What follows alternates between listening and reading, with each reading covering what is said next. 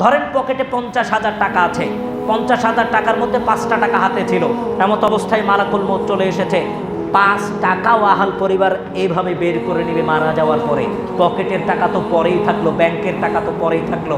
তাহলে কোন টাকার মালিক আপনি? রাসূল সাল্লাল্লাহু আলাইহি ওয়াসাল্লাম বললেন, যেই টাকাটা তুমি দান করে ফেলেছো।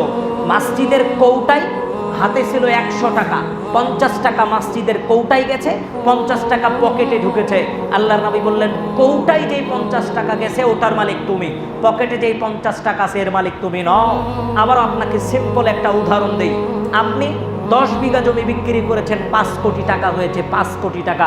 5 কোটি টাকা নিয়ে শহরে চলে গেলেন। এখন আপনি ব্যাংকে রাখবেন।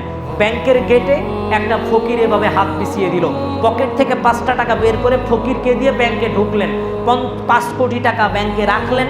এবার ব্যাংক থেকে বের হলেন, না দেখেই রাস্তা পার হচ্ছিলেন, অপর পাশ থেকে ট্রাক এসে উপর দিয়ে তুলে দিয়েছে। এখন যদি আমি আপনাকে জিজ্ঞেস করি, ব্যাংকের গেটে ফকিরকে দেওয়া 5 টাকার মালিক আপনি না ওই 5 কোটি টাকার মালিক আপনি? 5 টাকার মালিক আপনি। কেন? ওই 5 টাকা কেউ কেড়ে নিতে পারবে না। আর ওই 5 কোটি টাকা আহাল পরিবারের সবাই গিয়ে বলবে আমার বাবার, কেউ বলবে আমার দাদার, কেউ বলবে আমার স্বামীর, কেউ বলবে আমার ভাইয়ের, কেউ বলবে আমার সন্তানের। আদম সন্তান ওই 5 টাকা কেউ কেড়ে নেওয়ার সক্ষমতা কারো নিকটে নাই। ওটাই আপনার সম্পদ। মানুষ সম্পদ চিনতে ভুল করেছে।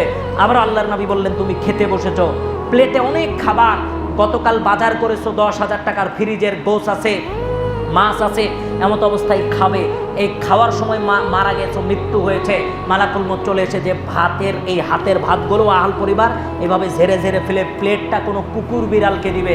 তার মানে প্লেটে যেই ভাতটা খেতে বসেছে মুসলমানের মালিকও আপনি নন। যেটা খেয়ে ফেলেছেন ইতিপূর্বে, বাথরুম করে ফেলেছেন, ওটার মালিক আপনি। যা খেয়েছেন ইতিপূর্বে, যেটা সামনে আছে এর মালিক আপনি নন।